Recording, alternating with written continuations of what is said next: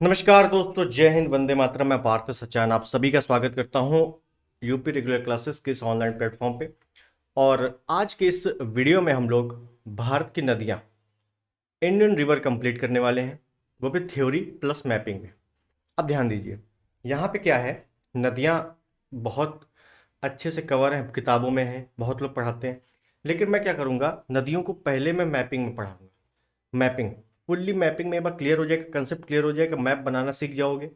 नदियाँ कहाँ से कैसे क्या निकलती हैं, सहायक नदियाँ कैसे क्या मिलती हैं, इनको अगर समझ में आ जाएगा तो नदियाँ वाला जो कंसेप्ट है, जो चैप्टर है, वो आराम से क्लियर हो जाएगा। और ये वाला चैप्टर आपके सभी एग्जामों में पूछा जाता है, चाहे आप किसी भी एग्जाम दे रहे हो, चाहे यूपीएससी से लगाकर ग्रुप डी के लेवल का एग्जाम दे रहे हो, यहाँ से क्वेश्चन आपके फिक्स आते हैं। ठीक है, तो इनको अच्छे से कंप्लीट करेंगे और मैपिंग भी कंप्लीट करेंगे। तो चलिए शुरुआत करते हैं। और चैनल पर नए हैं, सब्सक्राइब, इस वीडियो को लाइक और शेयर जरूर कर देना, और एक कॉपी और पेन लेके बैठना जब ये वीडियो देख रहे हो। दूसरी चीज़, मैं बहुत ही आराम आराम से बोलूँगा, तो हो सकता है आपको लगे कि बहुत ही स्लो हूँ, तो आप स्पीड बढ़ा लेना थोड़ा सा अपने सुविधा के अनुसार। तो चलिए शुरुआत करते हैं इस सेशन की। तो देखिए, हम लोग क्या बात करने वाले हैं, हम लोग क्या बात करने वाले हैं, हम लोग पढ़ने वाले हैं नदियाँ, इंडियन रिवर। अब देखिए, रिवर पढ़ने से पहले मैं केवल और केवल भारत की बात कर रहा हूँ, ये ठीक है ना, भारत की। तो देखिए, अगर मैं मैपिंग बनाऊँ, अगर आपको मैप बना के छोटा सा पहले एक एग्जांपल दे दूँ, ठीक है, एक एग्जांपल दे दूँ, और मैपिंग आप लोग बनाना थोड़ा सीख जाइए, क्योंकि मैपिंग पे ही ज़्यादातर क्वेश्चन बेस्ड आ रहे हैं इस समय। ठीक है ना, तो मैपिंग अच्छे से कवर हो जाएगा तो दिक्कत नहीं होगी। मान लो ऐसे छोटा, ठीक है, छोटा सा मैप है, या ऐसे नहीं, फुल्ली मैप बना देता हूँ। तो देखिए, इस हिसाब से मैंने कुछ मैप बना दिया है, कच्चा चिट्ठा मैप बना है, ठीक। अब यहाँ पे अगर नदियों की बात करें, यहाँ पे अगर नदियों की बात करें, तो हम एक पॉइंट ये कह सकते हैं कि ऊपर की नदियों को हम बोल सकते हैं हिमालयी नदियाँ, हिमालयी नदियाँ, ध्यान समझो। और नीचे की नदियों को बोल सकते हैं हम प्रायद्वीपीय नदियाँ, क्योंकि प्रायद्वीपीय भारत है नीचे, तो प्रायद्वीपीय नदियाँ। यहाँ तक बात क्लियर हो गई होगी, ठीक। उसके बाद नदियों का विभाजन कई आधार पे हुआ है। जैसे एक एग्जाम्पल ले, एक एग्जांपल और लेते हैं, और इसमें मैप बना देता हूँ पहले मैं। तो अब ये एक मैप है, ठीक है ना। पिछले मैप में मैंने क्या बताया, एक हिमालयी नदियाँ बोल दी गई, एक प्रायद्वीपीय नदियाँ बोल दी गई। अब इस मैप में अगर देख लें हम लोग, कुछ और प्रकार की नदियाँ हैं, जैसे जैसे एक नदियों की बात करूं मैं, आपको पता है कि यहाँ से नदी जा रही है सिंधु नदी ऊपर से। तो इस पूरे भाग, ये वाला भाग देख लो आप, ये वाला, ये भाग आप अच्छे से देखिए मैपिंग में। इस भाग को बोला जाता है सिंधु नदी तंत्र। क्या बोला जाता है, सिंधु नदी तंत्र। क्लियर। अब ये जो आपका पूर्वोत्तर भाग है, ये पूरा वाला भाग, पूर्वोत्तर का पूरा भाग, ठीक, ये वाला, इस भाग को क्या बोला जाता है, इस भाग को बोला जाता है ब्रह्मपुत्रा नदी तंत्र, ब्रह्मपुत्र नदी तंत्र। क्लियर। उसके बाद आपका एक भाग और बचा, ये बीच वाला क्षेत्र, ये वाला आप देख रहे हैं, इतना, ये वाला क्षेत्र, इसको क्या बोल देंगे, इसको बोल देंगे गंगा नदी तंत्र। और ये हिमालयी नदियों के अंतर्गत ही पूरा आता है, ये जो अभी मैंने स्ट्रक्चर बनाया है, ये पूरा का पूरा हिमालयी नदियों के अंतर्गत है, ठीक है। और उसके बाद फाइनल ले लें, अगर फाइनल स्टेज ले लें, ये पूरा, ये वाला अंत, इसको क्या बोल दिया गया, प्रायद्वीपीय नदियां, प्रायद्वीपीय नदियां।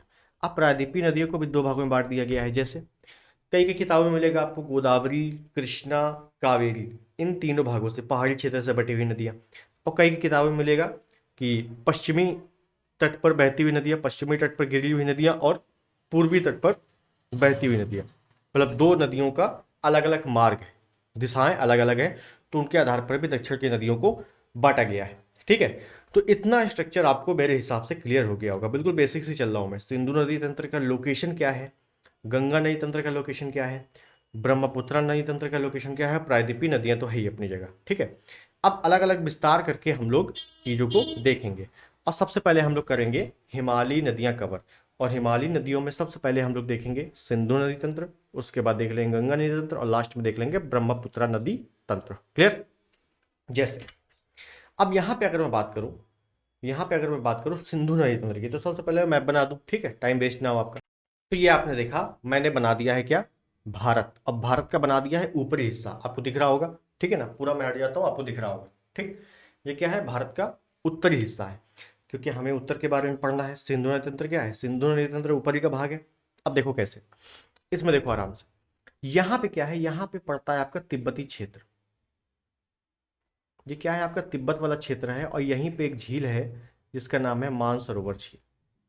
मान सरोवर झील, ध्यान समझो, कौन सी झील है, मानसरोवर झील। क्लियर? अब यहां से बहुत सारी नदियां निकल रही हैं, जैसे एक नदी के बारे में बताऊं तो यहां से निकल रही है आपकी, यहां होते होते होते होते ये चली जाती है पाकिस्तान। क्लियर? एक और नदी ले लें, एक और नदी ले लें, यहीं से निकल रही है अंदर से, ठीक है। सभी के भी नाम बताऊंगा। एक और नदी ले लेते हैं, हम्म, ये हो गई। नेक्स्ट ये, एक और, आप केवल देखते रहो ये। अब देखो यहाँ मैंने नदियाँ ये वाली पूरी नहीं बनाई, ठीक, क्यों नहीं बनाई उसका कारण है। उसके बाद अगर बात करूँ, एक और नदियाँ ले ले, ये ये कुछ नदियां हैं सिंधु नदी तंत्र की। अब देखो मैंने कौन सी नदी छोड़ दी है, ये वाली नदी छोड़ दी है, और मैं इसको मिला रहा हूं इसमें। अब देखो यहीं पे पूरा स्ट्रक्चर है, यहीं पूरा खेल है, यहाँ पूरा समझो। ऊपर जो मैं नदी बनाई है येलो कलर की, ये वाली येलो कलर की, इसका नाम है सिंधु नदी। उसके बाद जो नीचे वाली है झेलम, उसके नीचे चिनाब, उसके नीचे रावी, उसके नीचे व्यास, व्यास पूरी नहीं गई है, और उसके नीचे सबसे नीचे जो है वो है सतलज। सतलज नदी देखो मानसरोवर झील के पास एक राकस ताल हिमनद है, वहीं से निकल रही है, मानसरोवर झील के पास से, बाकी सभी भारत के अंदर से ही निकल रही है। क्लियर? अब देखो मैं बता दूं, जैसे ये आप देख रहे हो व्यास नदी, ये क्या है, ये व्यास नदी है। व्यास नदी सतलज नदी से मिल जा रही है भारत के अंदर ही, बाहर नहीं निकल रही। अब देखो यहीं से केवल इतने स्ट्रक्चर से आपके कई सारे क्वेश्चन बनते हैं। अब क्वेश्चन कैसे बनते हैं वो भी देख लो।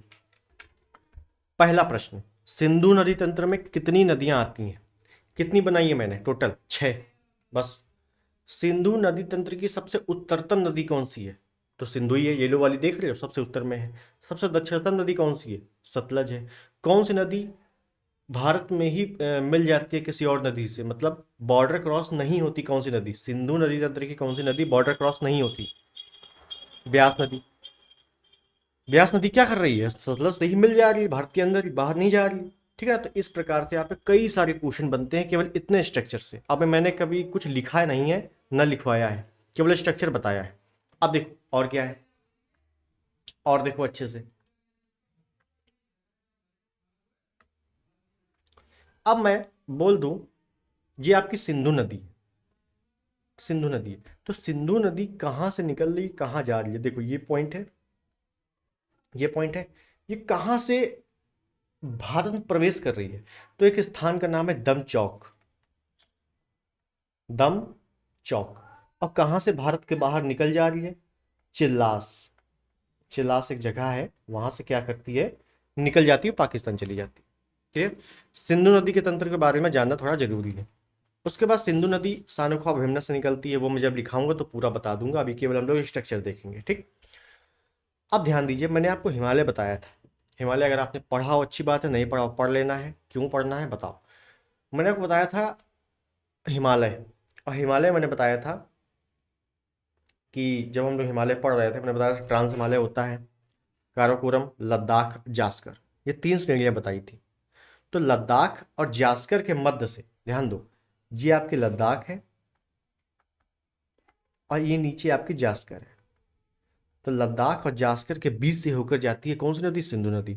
तो पूछा जाता है कि निम्नलिखित में से किस श्रेणी के मध्य से होकर सिंधु नदी गुजरती है? तो लद्दाख और जास्कर के मध्य से। क्लियर। उसके बाद यहाँ पे एक शहर स्थित है जिसका नाम है लेह।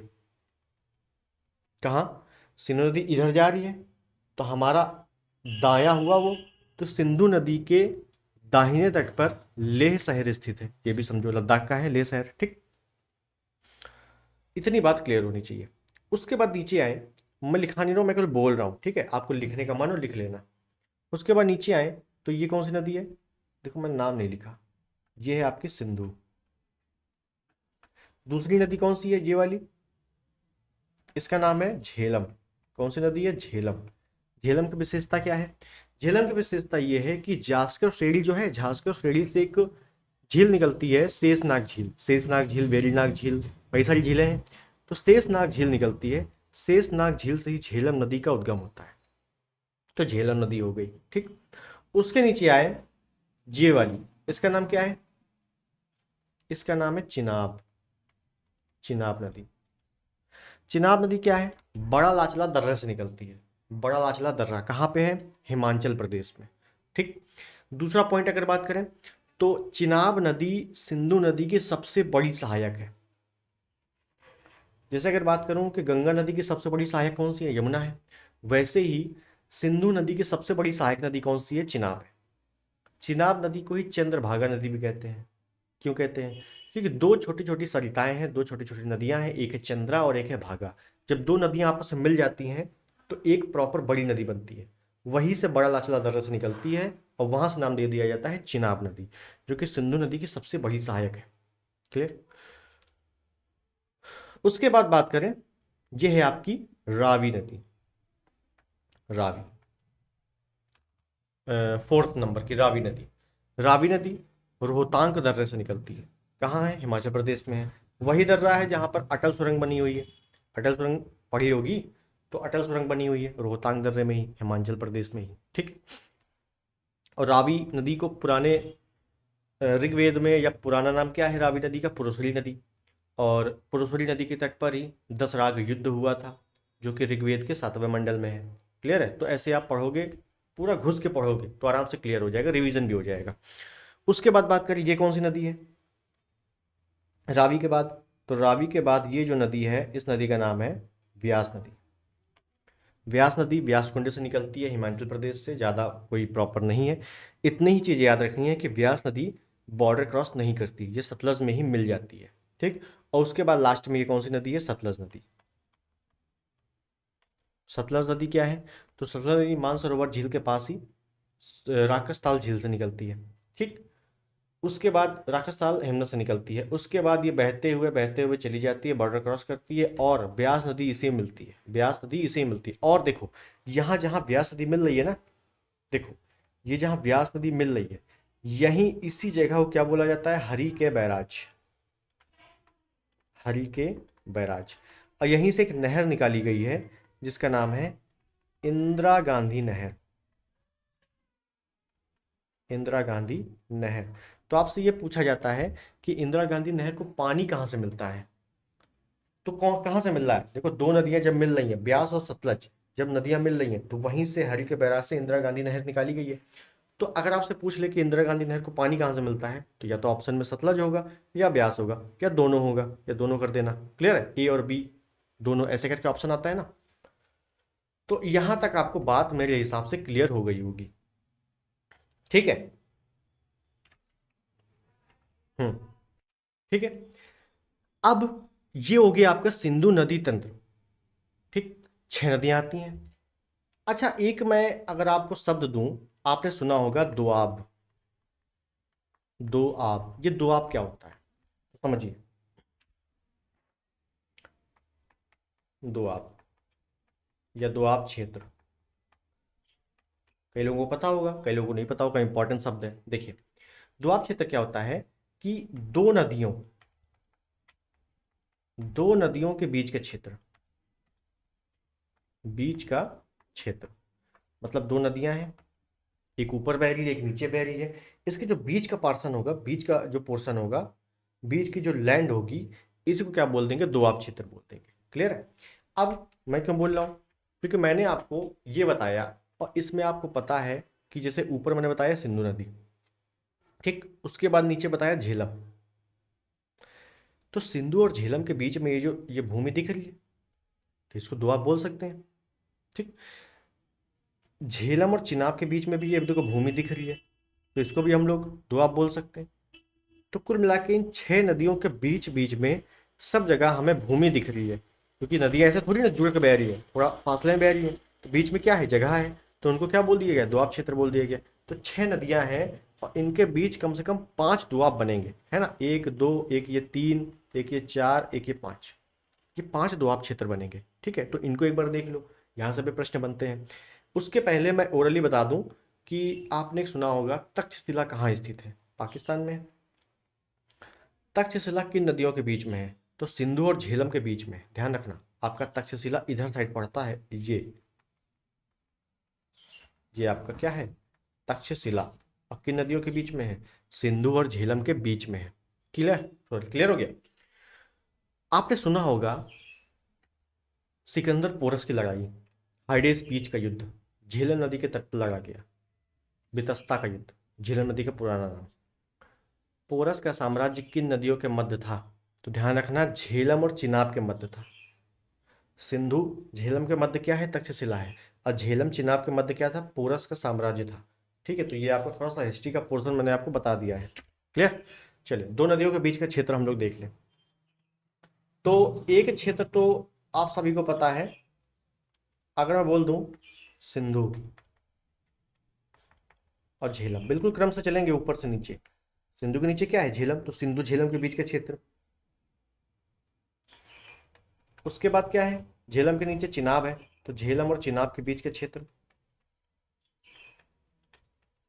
चिनाब और रावी, चिनाब के नीचे क्या है, रावी, तो चिनाब और रावी के बीच का क्षेत्र।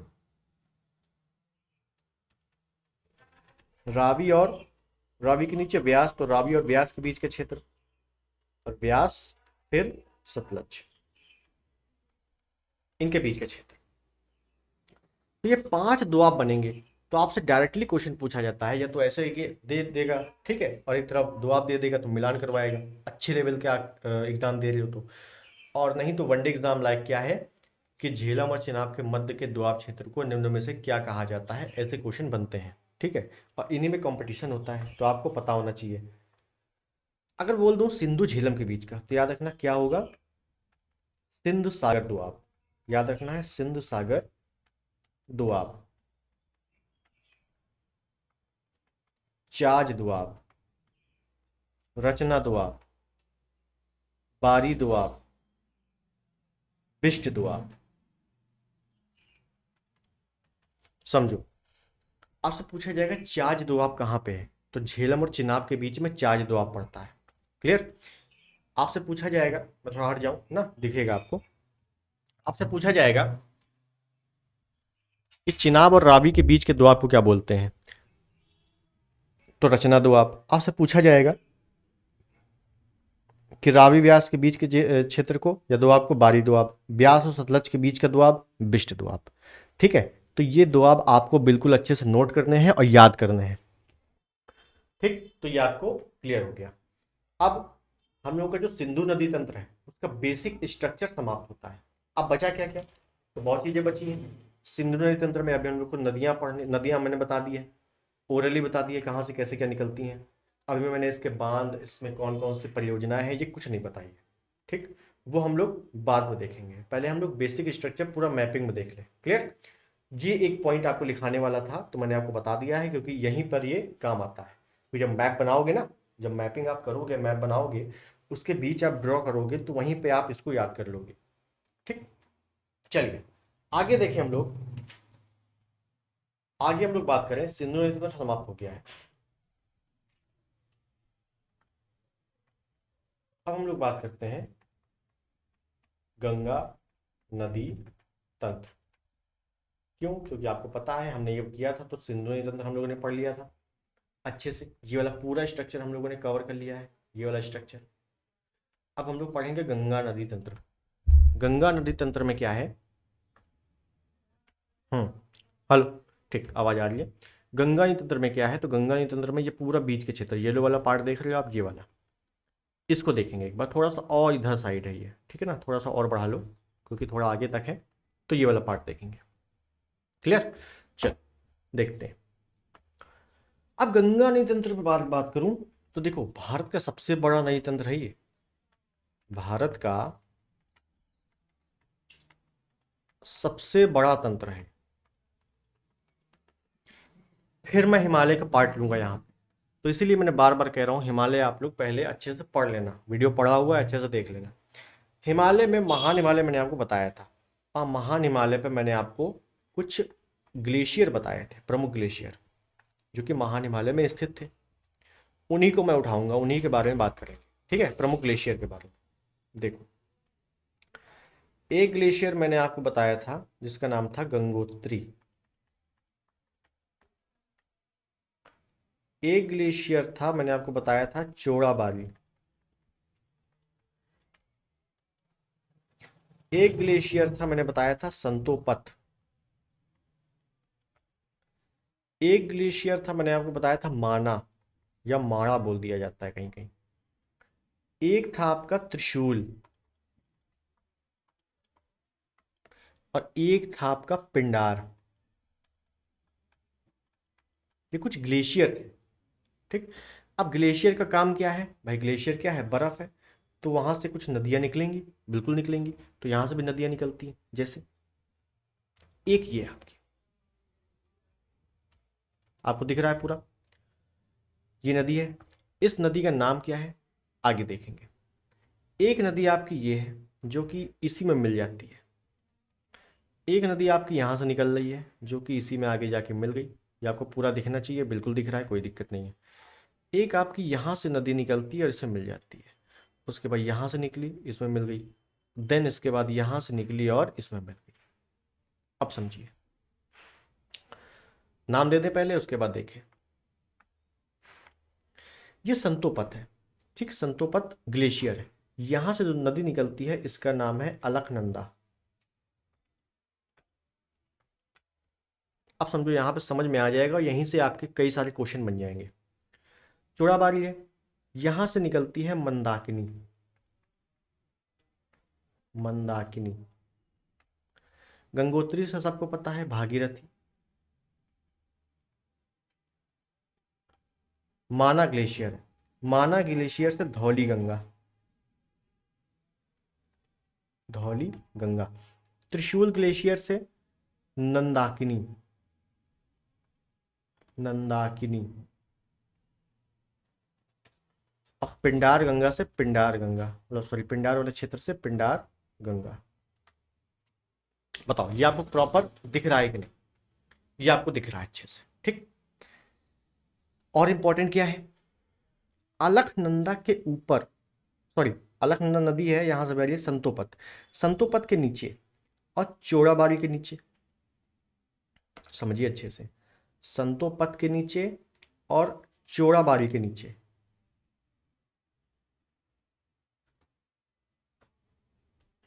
संतोपत के नीचे चोड़ाबाड़ी के नीचे क्या है, इधर है भैया बद्रीनाथ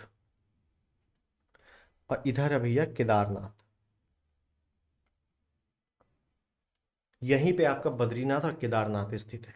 क्लियर? तो आपसे एक प्रश्न क्या बनाया, प्रश्न बनाया बद्रीनाथ कहाँ स्थित है, चोड़ाबाड़ी के नीचे, संतोपत के उत्तर में, संतोपत के दक्षिण में, या माना के उत्तर में, तो भाई संतोपत के दक्षिण में स्थित है।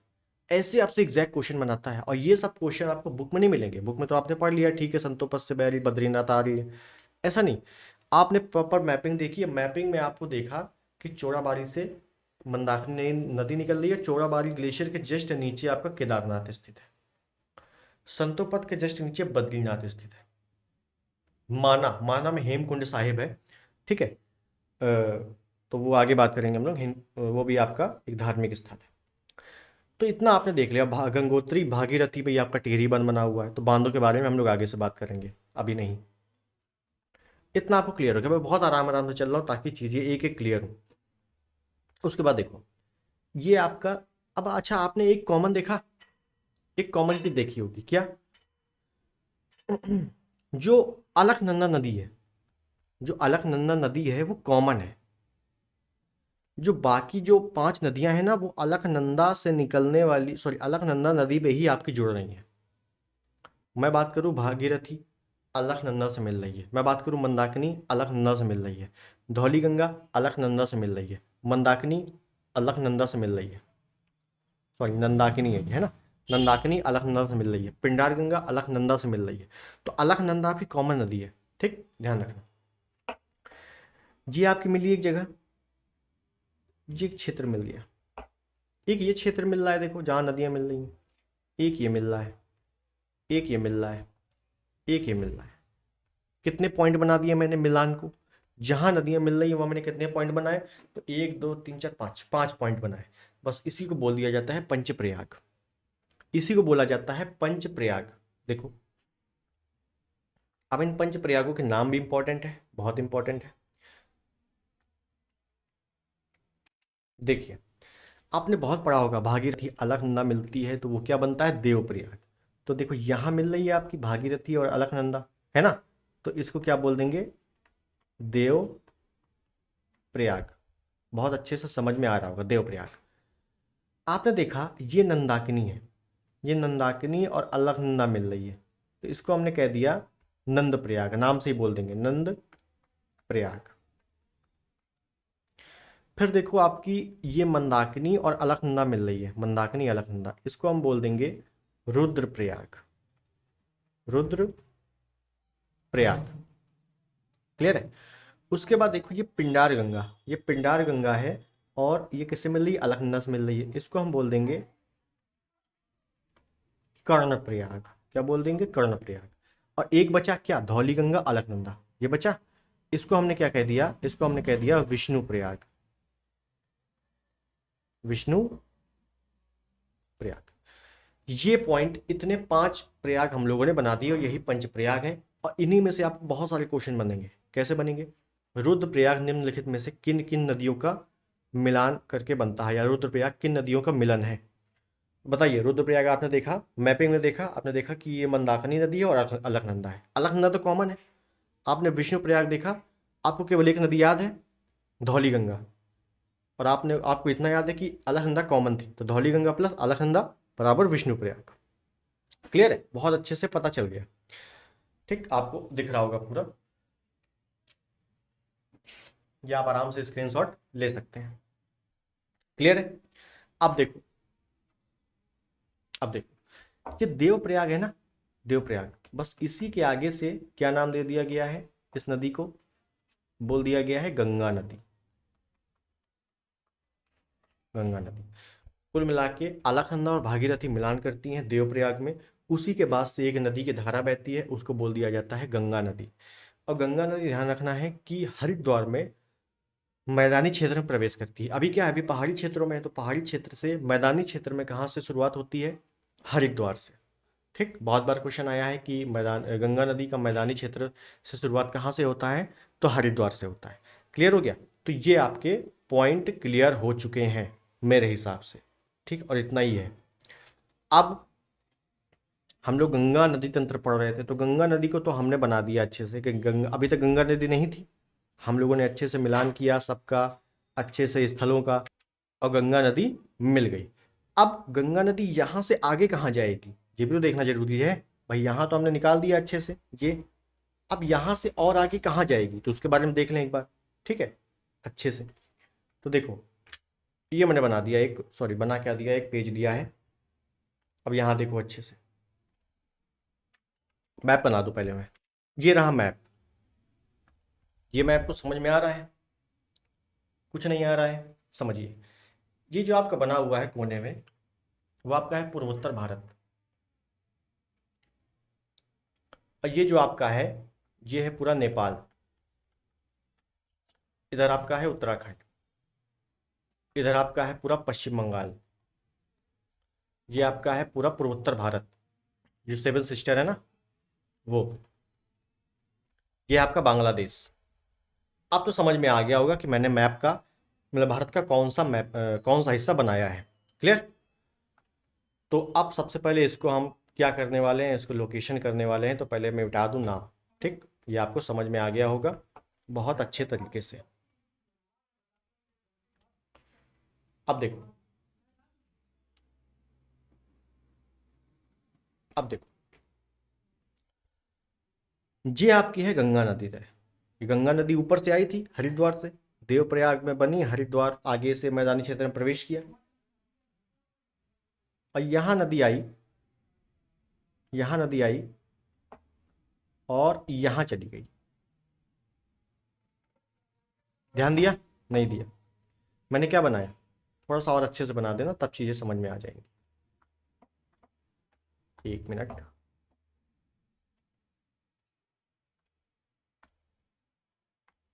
देखो, यहां से नदी आ रही थी बहते हुए, ये बहते हुए जा रही थी, बहते हुए जा रही थी, और एक ये ऊपर चली गई और एक ये नीचे आ गई। अब तो समझ में आ गया होगा थोड़ा बहुत। ठीक, देखिए, अभी कुछ समझने की जरूरत नहीं है, ये केवल गंगा नदी है, अभी केवल देखो। ठीक है, ये गंगा नदी है। उसके बाद एक और नदी आई यहां से, उसकी थोड़ा दूर से ही निकली और ये ऐसे मिल गई। आप देखो अच्छे से, ये मैं हट जाता हूं, उसके बाद दिखेगा ना, मैं हट जाता हूं, ये ओके, अब दिखेगा कायदे से। उसके बाद देखो, मैं नाम अभी दूंगा, सबके लोकेशन नाम अच्छे से दूंगा, चीजें समझ में आएंगी।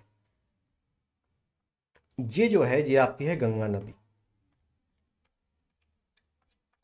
ये वाली जो है, ये है आपकी यमुना, ये पूरी यमुना है। ठीक, ये वाली,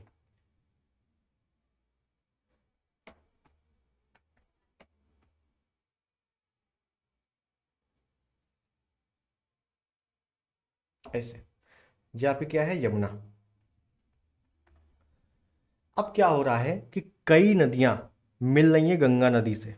आगे ये कहाँ से पार्ट डिवाइड हो रहा है वो आगे हम लोग देखेंगे।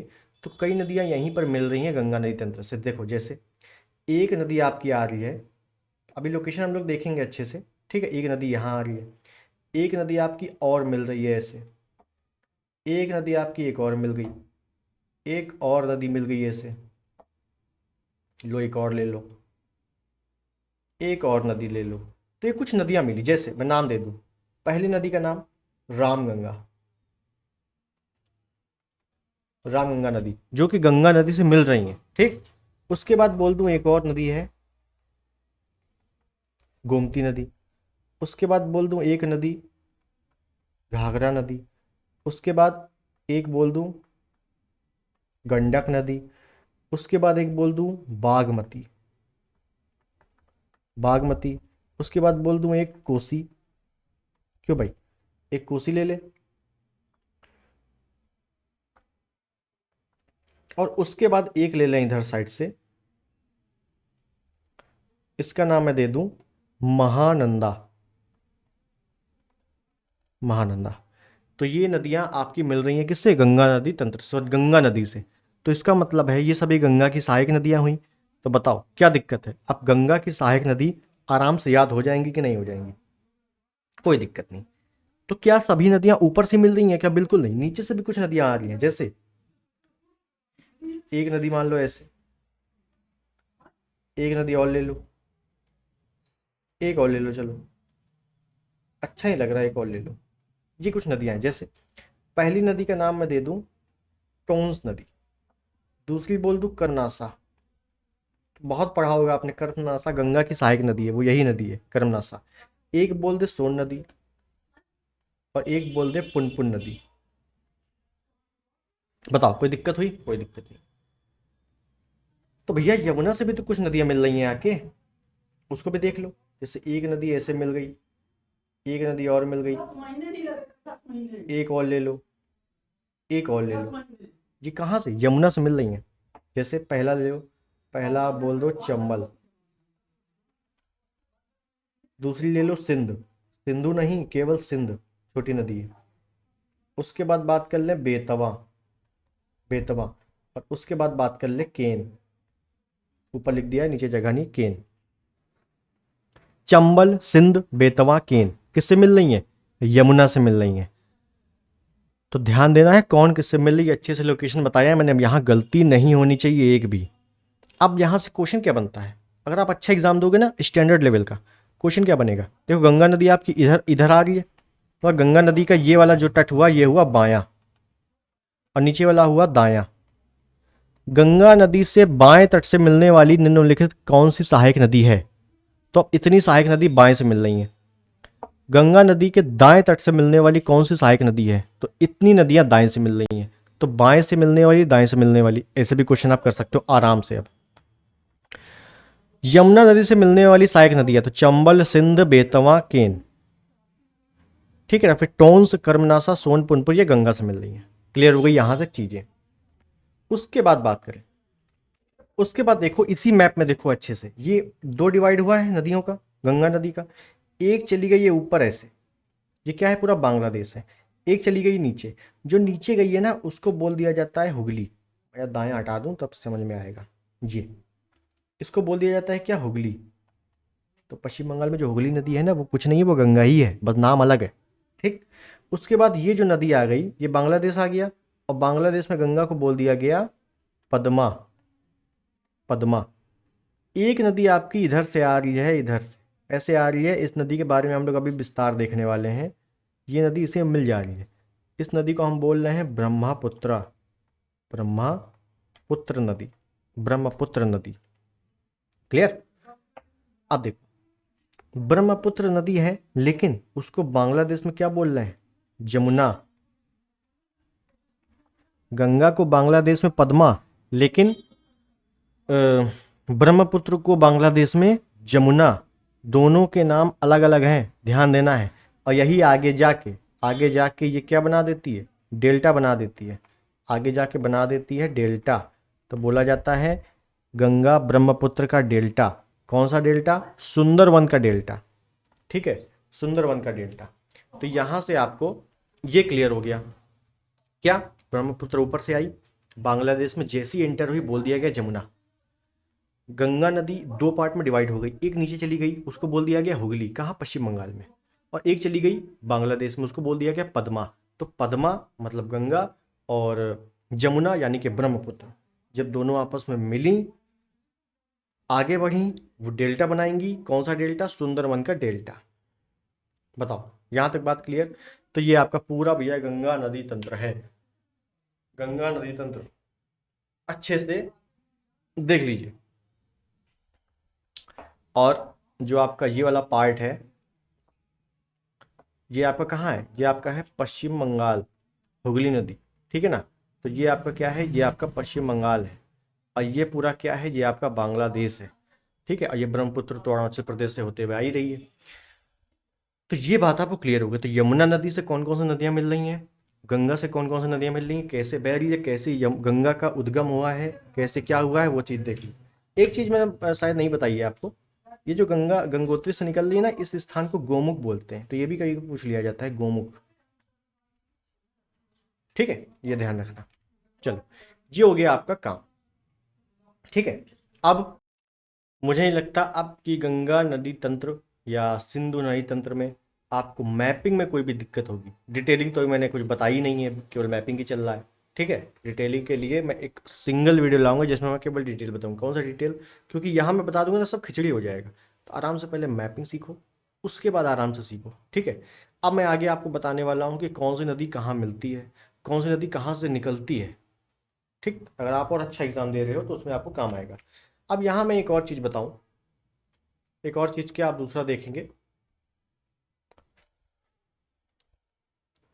यहाँ पे आपको ये समझ में आ गया होगा। ठीक है ना, डाउट, अगर डाउट हो तो बता देना, मैं अलग से बता दूंगा। ये हुगली, पद्मा, जमुना, पश्चिम बंगाल।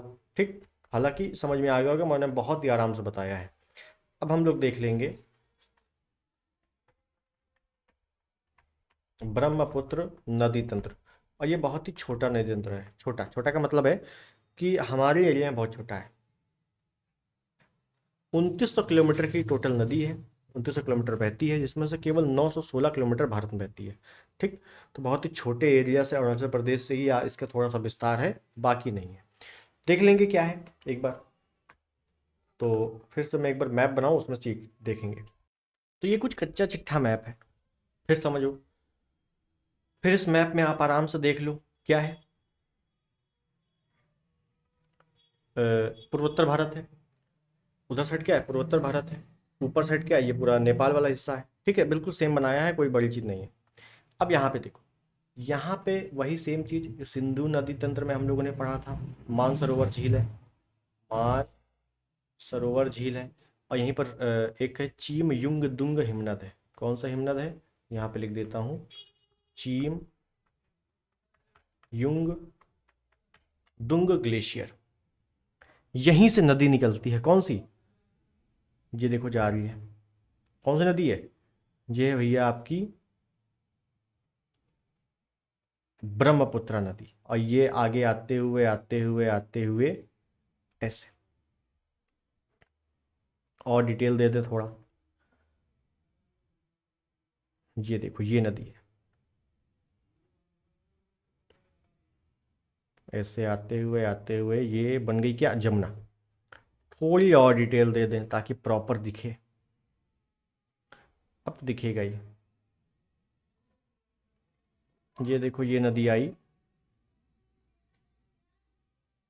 ऐसे। अब देखो क्या है इसमें, मैंने वाला आया, मैंने क्या बताया, चीम युंग दुंग ग्लेशियर से निकलती। ये पड़ता है आपका चीन,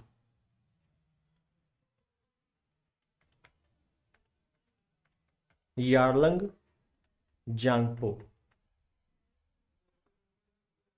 फिर है आपका सांगपो। फिर है आपका दिहांग। फिर है आपका जमुना। ये क्या है, ये सभी नाम है, ये सभी नाम है। जैसे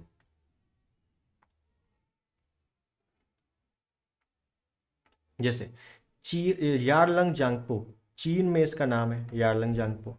सांगपो तिब्बत में इसको कहते हैं, तिब्बत में क्या कहते हैं, सांगपो। दिहांग अरुणाचल प्रदेश में कहते हैं, अरुणाचल प्रदेश में इसको दिहांग कहते हैं। अरुणाचल प्रदेश में कभी भी ब्रह्मपुत्र नहीं बोलते। और जमुना बांग्लादेश में इसको जमुना बोलते हैं। तो अलग अलग जगह पे अलग अलग नाम है, और यहीं से आपके कई सारे क्वेश्चन बन जाते हैं। ठीक, तो ये आपको याद रहना पड़ेगा, याद रखना पड़ेगा, मजबूरी है। ठीक है, चीम युंगदुंग ग्लेशियर से निकली मानसरोवर झील से आगे बढ़ते हुए यारलंग जांगपो, इसको चीन में बोला गया। आगे बढ़ते हुए सांगपो, इसको तिब्बत में बोला गया, सांगपो है, सांगपो इसको तिब्बत में बोला गया। आगे बढ़ते हुए दिहांग इसको अरुणाचल प्रदेश में बोला गया। और आगे बढ़ते हुए जमुना इसको बांग्लादेश में बोला गया। ठीक है, और ये भारत में कहाँ से प्रवेश करी, यहाँ से। तो यहाँ पे एक वो है क्या बोलते, दर्रा, यांगयाब दर्रा। ठीक है, तो याद रखना है यांगयाब, हालांकि दर्रे वाले पोर्शन में मैंने आपको पूरा बताया है। तो यांगयाब दर्रे से ये भारत में प्रवेश करती है। क्लियर, यहाँ तक बात क्लियर हो गई। और यहीं से आगे आई थी क्या, यहीं से आगे आई थी एक, ये नीचे चली गई थी, इसको हुगली बोल दिया गया था, हुगली। और ये आगे आके मिल गई थी, इसको बोल दिया गया था पद्मा। और आगे चल के इसी ने क्या कर दिया, सुंदरबन का डेल्टा बना दिया। ठीक है, एक नदी इसमें मिलती है आके, इंपॉर्टेंट नदी है, बाकी बहुत छोटी छोटी नदियां हैं आगे देखेंगे, लेकिन एक नदी आके मिलती है इसमें, इसका नाम है बराक नदी। नदी का नाम बराक नदी। बराक नदी कहाँ से निकलती है, मणिपुर से। ठीक है ना, बराक नदी। तिपाई मुख बांध इस पे बना हुआ है, बहुत ही फेमस बांध है तिपाई मुख बांध। बांध वाले में आगे बताऊंगा मैं, लेकिन याद रखना है बराक नदी मणिपुर से निकलती है। और एक है बराकर नदी, वो दामोदर की सहायक है। एक है बराक नदी। तो कंफ्यूजन में तो कई बार क्वेश्चन आता है कि बराक नदी और बराकर नदी, तो ध्यान रखना है बराक नदी मणिपुर से निकलती है, अरुणाचल प्रदेश, सॉरी, ब्रह्मपुत्र में मिलती है। इसका मतलब है ब्रह्मपुत्र की सहायक नदी बराक नदी, और बराकर नदी वो दामोदर की सहायक है, वो हम आगे देखने वाले हैं। और अगर सहायक नदियों की बात की जाए, अरुणाचल सॉरी ब्रह्मपुत्र की और सहायक नदियाँ कौन कौन सी है, तो लोहित नदी है, एक दिहांग नदी है, दिहांग उसको बोला गया ना, तो वहीं दिहांग नदी एक मिलती है। एक लोहित नदी है, एक तीस्ता नदी है, एक मानस नदी है, एक बराक नदी है, संकोसी नदी है जो भूटान से निकलती है। तो कई सारी नदियाँ इसकी सहायक नदियाँ हैं, जो आपको ओरली याद रखना है, मैंने बोल दिया। अब इसको नोट डाउन कर लो। मैंने बोल दिया, इसका मतलब नोट डाउन कर लो अब, क्योंकि लिखने की जगह नहीं खिचड़ी बन जाएगा पूरा। ठीक है, तो अच्छे से आपको नोट डाउन कर लेना। मैं एक बार बना के दिखा देता हूँ एक बार, चलो। जैसे मान लो, गलत बन गया, एक मिनट। जैसे ये ब्रह्मपुत्र है, ठीक है ना, ये ऊपर से आई यांगयाब दर्रे से, तो यहीं पर इसको एक नदी मिली जिसका नाम है लोहित नदी। सहायक नदियां हैं, लोहित नदी। एक नदी और मिली जिसको बोल दिया गया दिहांग नदी, दिहांग नदी। ऊपर से एक नदी मिल गई तीस्ता नदी, तीस्ता मिल गई। एक मिल गई मानस नदी। एक मिल गई संकोसी नदी, या संकोस भी बोल दिया जाता है, संकोसी नदी। बस यहाँ से एक नदी ले लो, मणिपुर से आके मिल गई इसके पास बराक नदी, बराक नदी।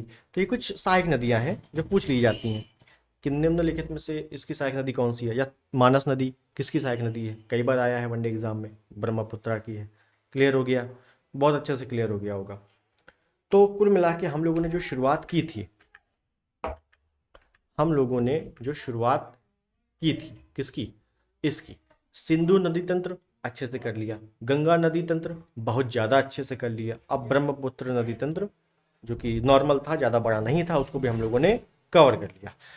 मैं डिटेलिंग नहीं चल रहा, मैं फिर बता रहा हूँ, अभी हम लोगों का बहुत अच्छे से छूट रहा है। अभी किसी की मैंने लंबाई उम्बाई नहीं बताई है, ना ही पूछी जानी है। अभी मैंने बांध वगैरह नहीं बनाई, परियोजनाएं नहीं बताई, ये सभी मैं बताऊंगा अलग से, क्योंकि मैपिंग आज का मेन मुद्दा है हमारा, मैपिंग कवर करना। तो ऊपर के 3 पोर्शन तो हमने कवर कर लिए। अब नीचे जो प्रायद्वीपीय नदियां हैं इनको अच्छे से कवर कर लें तो हमारा मामला सेट हो जाएगा अच्छे से। ठीक, देख लेते हैं एक बार प्रायद्वीपीय नदियों को फुल्ली मैप में देखेंगे, कोई दिक्कत वाली बात नहीं। देखिए,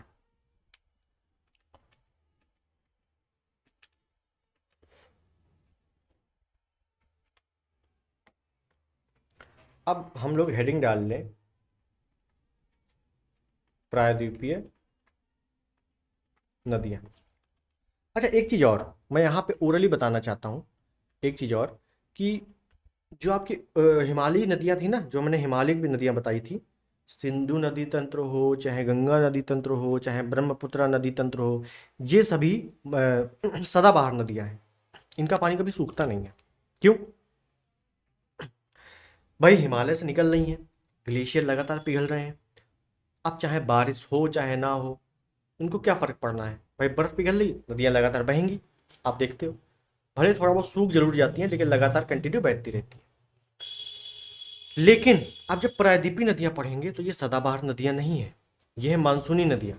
मानसूनी नदियों का मतलब ये नदियाँ जो हैं प्रॉपरली आपके मानसून पर निर्भर करती हैं।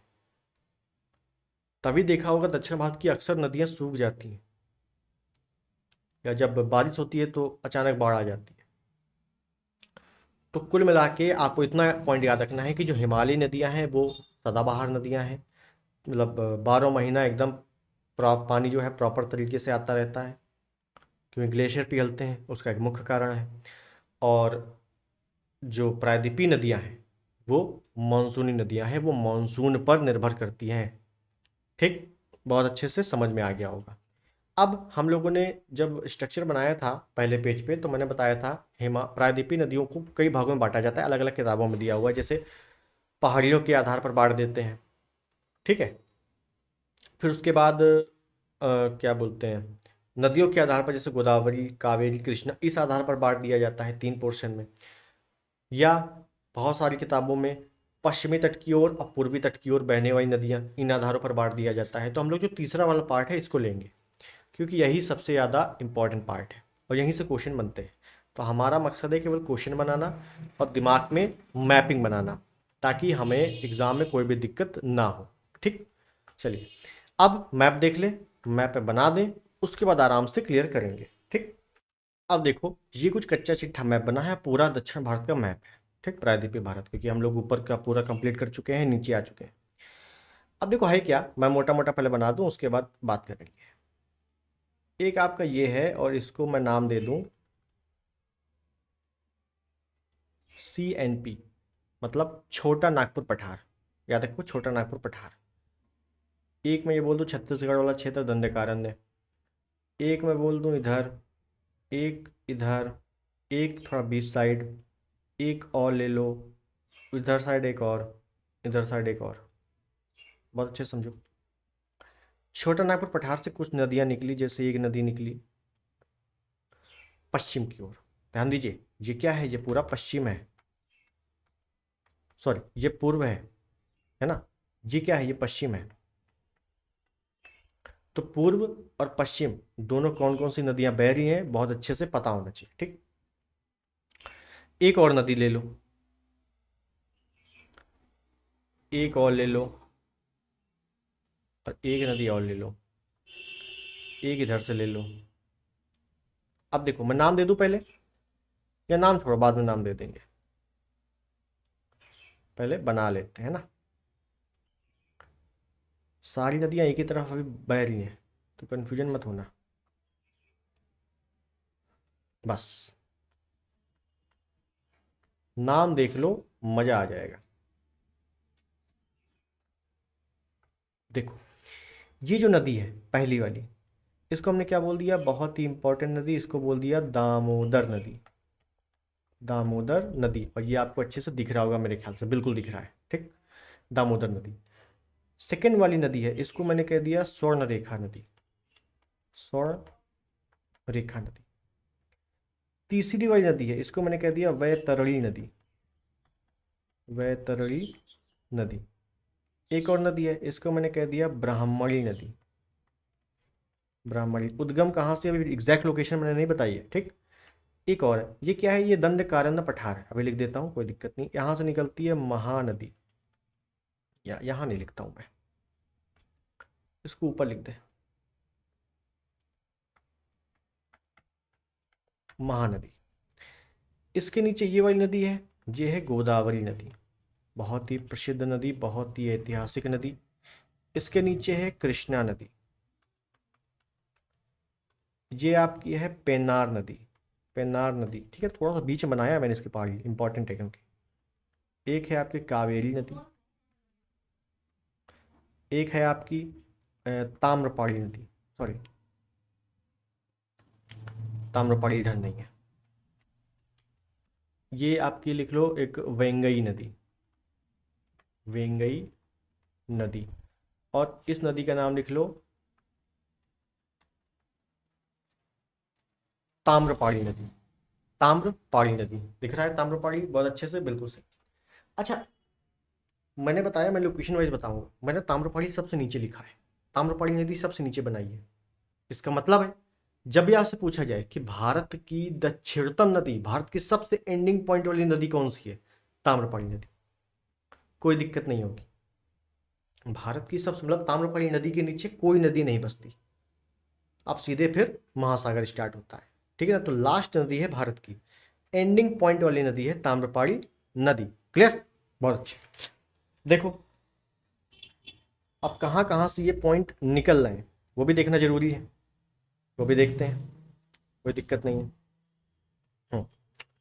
देखिए, जो आपकी गोदावरी नदी है, ये निकल रही है आपकी त्रिम्बक पहाड़ी से, त्रिम्बक पहाड़ी आपको दिख रहा है, आप आराम से नोट कर सकते हो, बिल्कुल सही दिख रहा है त्रिम्बक पहाड़ी। ये जो आपकी कृष्णा नदी है, ये निकल रही है महाबलेश्वर, महाबलेश्वर पहाड़ी है, महाराष्ट्र क्षेत्र में है, वहां से कृष्णा नदी हो गया।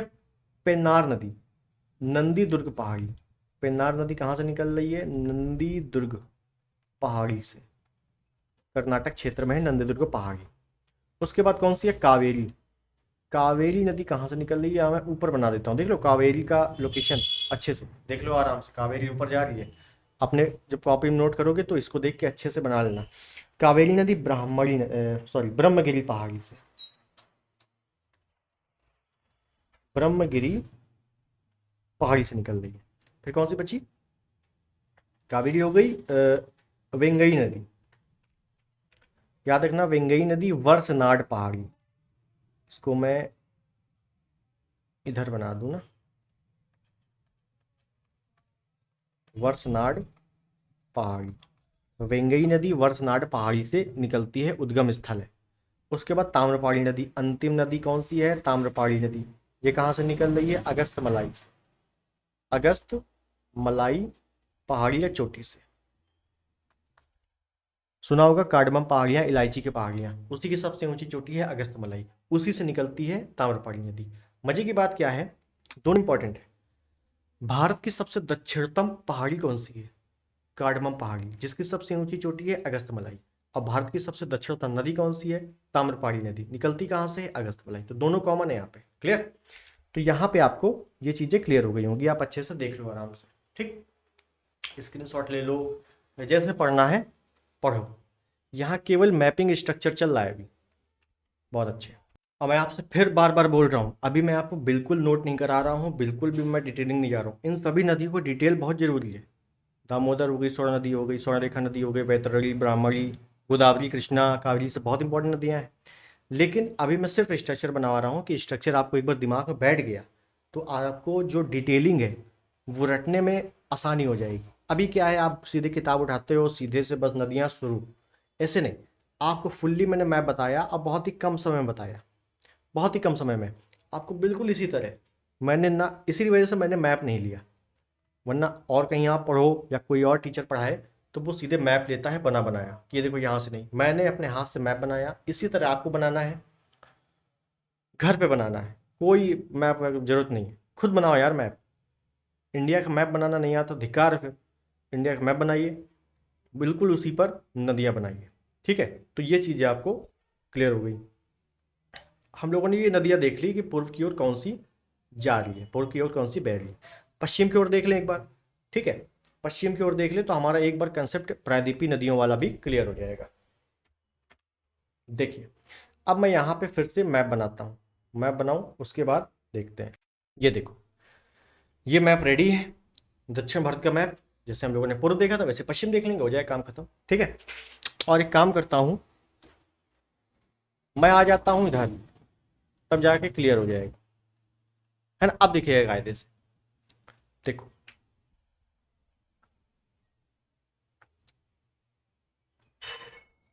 एक यहाँ पर पहाड़ी है जिसका नाम है अरावली। कौन सी पहाड़ी? अरावली। एक यहाँ पर और पहाड़ी है जिसका नाम है विंध्यन। एक यहाँ पर और पहाड़ी है जिसका नाम है सतपुड़ा। और एक यहाँ पर क्या है? पश्चिमी घाट। क्या है? पश्चिमी घाट। बस, ये क्या है? अरावली। ये क्या है? विंध्यन। ये क्या है? सतपुड़ा। और ये क्या है? पश्चिमी घाट। ठीक, अब देखो यहाँ कौन कौन सी प्रमुख नदियां हैं। एक नदी अरावली से निकल रही है और इधर साइड बहती है, और यहाँ क्या? अरब सागर है, अरब सागर। तो अरब सागर में सारी गिरेंगी। इधर क्या है? बंगाल की खाड़ी, बे ऑफ बंगाल, बंगाल की खाड़ी। तो इधर बंगाली खाड़ी में गिरेंगी, तो अलग अलग। बिल्कुल क्लियर हो गया। बंगाली खाड़ी में कौन सी गिर रही है? अरब सागर में गिर रही है, ज़्यादा जानने की जरूरत नहीं है, डिटेलिंग। ठीक है, इतना आपको पता ही है। एक नदी आपकी इधर से निकल रही है, ये आप देखो इधर से नीचे से। ठीक, बहुत बढ़िया। एक नदी आपकी इधर से निकल रही है, इधर साइड से ये। और एक नदी आपकी इधर नीचे से निकल रही है। और कई नदियां आपकी इधर साइड से निकल रही हैं। पश्चिमी घाट है, वहीं से छोटी छोटी नदियां हैं, ज़्यादा बड़ी नहीं है, इस टाइप से। एक नदी इधर बना लो भाई, ऐसे निकल रही है इधर साइड से। बस, नाम देख लें एक बार तो क्लियर हो गई, क्लियर हो जाएगी चीज़ें। देखो, इस नदी का नाम क्या है? इस नदी का नाम है लूनी नदी। लूनी नदी, ध्यान देना, कच्छ के रण में विलुप्त हो जाती है। तो वो देखो विलुप्त हो गई है, सागर नीचे है, अरब सागर ऊपर नहीं है। ये वाली नदी क्या है? ये, इसका नाम मैंने दे दिया है साबरमती नदी। साबरमती। इस नदी का नाम क्या है? इस नदी का नाम मैंने दे दिया माही नदी, जो मध्य प्रदेश क्षेत्र से निकल रही है और कर्क रेखा को 2 बार काट रही है। ध्यान, बिल्कुल अच्छे से पता होगा। इस नदी का नाम है नर्मदा नदी। नर्मदा नदी। इस नदी का नाम है ताप्ती नदी। बिल्कुल लोकेशन देखो, सतपुड़ा पहाड़ी जो क्षेत्र है उसी से आपकी ऊपर से नर्मदा नदी, नीचे से ताप्ती नदी। तो बीच में कौन सी पहाड़ी? सतपुड़ा। और ये हजारों बार क्वेश्चन आया है कि नर्मदा व ताप्ती के मध्य में कौन सी पहाड़ी पड़ती है? अरावली, विंध्यन, सतपुड़ा या पश्चिमी घाट? तो सतपुड़ा पड़ती है। ध्यान देना, यहाँ बंधन सतपुड़ा में कन्फ्यूजन हो जाता है, तो सतपुड़ा आपका ऑप्शन सही है। ठीक है। उसके बाद यहाँ एक बार देख लेंगे, ये है आपकी एक मांडवी नदी। एक देख लो, एक है आपकी जुआरी नदी, एक देख लो आप, एक है आपकी शरावती, जिस पर सबसे लंबा बांध जलप्रपात बना हुआ है, जोगियागर सुप्पा, शरावती नदी। और एक ये नदी ले लो आप, पेरियार नदी, केरल में है पेरियार नदी। ये आपको अच्छे से दिख रहा है। लूनी, साबरमती, माही, नर्मदा, ताप्ती, मांडवी, जुआरी, यहाँ पे गोवा साइड है, और शरावती कर्नाटक में है, पेरियार केरल में है। इतनी नदियां आपको अच्छे से पढ़नी है विस्तार से। कुल मिला के मैंने आपको क्या बताया, मैंने आपको बताया जो हिमालयी नदियां हैं उनको मैंने डिवाइड किया। एक बार रिवीजन कर लेते हैं ना, एक बार रिवीजन कर लेते हैं। देखो मैं फिर बता रहा हूँ, नर्मदा, ये सभी बहुत सारे भी बांध बचे हुए हैं, बहुत सारी विशेषताएं बची हैं, बहुत सारी स्पेसिफिक चीज़ें बची हैं, बहुत सारे पॉइंट बचे हुए हैं। ये आप मैप अच्छे से कवर कर लो एक बार, उसको मैं एक अगले वीडियो में अच्छे से बताऊंगा। यहाँ पे पहले मैं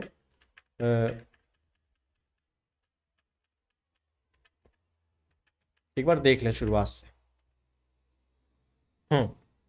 देखिए, मैंने आपको पहले बताया नदियाँ कितने प्रकार की, दो प्रकार से हम लोग पढ़ेंगे, हिमालयी नदियाँ और प्रायद्वीपीय नदियाँ। ठीक है। उसके बाद मैंने आपको बताया, उसके बाद हम लोगों ने अच्छे से डिटेलिंग लिखी, हिमालयी नदियों को अलग से लिखा। हिमालयी नदियों में हम लोगों ने सिंधु नदी तंत्र बांटा, उसके बाद हम लोगों ने ब्रह्मपुत्र नदी तंत्र बांटा, उसके बाद गंगा नदी तंत्र बांटा। 3 नदी तंत्रों को हम लोगों ने हिमालय से कनेक्ट किया, और उसके बाद प्रायद्वीपीय नदियों को अलग से पढ़ा। उसके बाद हम लोगों ने क्या किया कि जो हिमालयी नदियाँ थी उनमें से सबसे पहले हम लोग उठाया सिंधु नदी तंत्र। तो सिंधु नदी तंत्र के बारे में हम लोगों ने देखा, सिंधु नदी तंत्र में कौन कौन सी नदियाँ आती हैं, क्या क्या विशेषताएं हैं, छोटे छोटे पॉइंट देखे, कहाँ कहाँ से निकलती है, वो मैंने ओरली बताया। उसके बाद हम लोगों ने देखा इन नदियों के बीच का दोआब क्षेत्र क्या है। जो नदियाँ हैं सिंधु नदी तंत्र, इनके बीच का दोआब क्षेत्र पूछा जाता है, तो इनके बारे में हम लोगों ने अच्छे से डिटेलिंग की। उसके बाद हम लोगों ने देखा गंगा नदी तंत्र। और गंगा नदी तंत्र पढ़ने से पहले हम लोगों ने देखा गंगा नदी निकली कैसे है। तो गंगा नदी इस प्रकार से निकली है, ये पूरा स्ट्रक्चर है। ठीक। उसके बाद जब गंगा नदी बन गई, गंगा नदी निकल गई, उसके बाद गंगा नदी तंत्र को अच्छे से देखा कि गंगा नदी तंत्र में कौन कौन सी नदियाँ आती हैं। यमुना नदी सबसे बड़ी सहायक है गंगा की, तो यमुना से कौन सी नदी मिल रही है, गंगा से कौन सी नदी मिल रही है, गंगा के उत्तर से, सॉरी गंगा के बाएं तट से, गंगा के दाएं तट से कौन कौन सी नदियाँ मिल रही हैं। अच्छे से हम लोगों ने स्ट्रक्चर देख लिया। और गंगा नदी तंत्र आगे जाके पद्मा कैसे बन गई, डेल्टा कैसे बना, ब्रह्मपुत्र नदी कैसे आके मिल गई, उसको देखा। उसके बाद हम लोगों ने ब्रह्मपुत्र नदी जो तंत्र है उसको देखा अच्छे से, कैसे गंगा से मिल गया है, उसको फिर से एक बार दोबारा देख लिया। और कौन कौन सी सहायक नदियाँ, ब्रह्मपुत्र नदी की सहायक नदियाँ हैं, उसको एक बार देख लिया। उसके बाद हम लोगों ने प्रायद्वीपीय नदियाँ पढ़ी, और प्रायद्वीपीय नदियों को फुल्ली स्ट्रक्चर के माध्यम से पढ़ा। छोटा नागपुर पठार से कौन सी निकलती है, और महानदी, ये आप देख लो यहाँ पे दंडकारण्य पठार, महानदी, यहाँ पे आप लिख लो दंडकारण्य पठार। ये अभी हम लोग जब डिटेलिंग देखेंगे अच्छे से समझेंगे। दंडकारण्य पठार देखा। उसके बाद कौन कौन सी नदियां हैं वो देख ली। उसके बाद हम लोगों ने पश्चिम की ओर बहने वाली नदियां, पूर्व की ओर बहने वाली मतलब बंगाल की खाड़ी की ओर बहने वाली, और पश्चिम की ओर बहने वाली मतलब अरब सागर में मिलने वाली नदियां देख ली।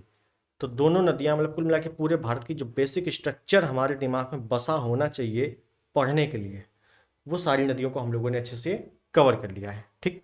अब मुझे नहीं लगता कोई भी इसके बाहर इससे अच्छा कोई समझा सकता है, समझा सकता है तो बहुत अच्छी बात है।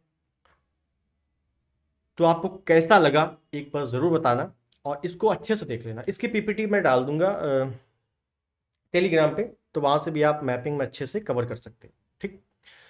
अगला वीडियो जो होगा वो नदियों के डिटेलिंग में होगा। हम लोग फिर से चलेंगे सिंधु नदी तंत्र, और सिंधु नदी उठाएंगे और अच्छे से नोट डाउन करेंगे एक एक पॉइंट। ठीक है। उसके बाद सिंधु नदी तंत्र के बाद पूरी नदी तंत्र, ब्रह्मपुत्र नदी तंत्र में कौन कौन से प्रमुख डैम बने हुए हैं, कहाँ से बह रही है, कहाँ से निकलती है, भारत में कैसे आ गई, अच्छे से डिटेलिंग, जो जो पॉइंट होगा, बांध होंगे, परियोजनाएं होंगी, सभी कुछ अच्छे से देख लेंगे। ठीक है। तो आज के लिए इतना ही। मैपिंग आज जरूरी था, तो मैपिंग स्ट्रक्चर आपको पता होना चाहिए, और एक बार अच्छे से इसको रफ में जरूर करना। और चैनल पर नए हैं सब्सक्राइब करना, वीडियो को शेयर भी करना दोस्तों में। ठीक है, मिलते हैं अगले वीडियो में, तब तक के लिए नमस्कार, जय हिंद, वंदे मातरम।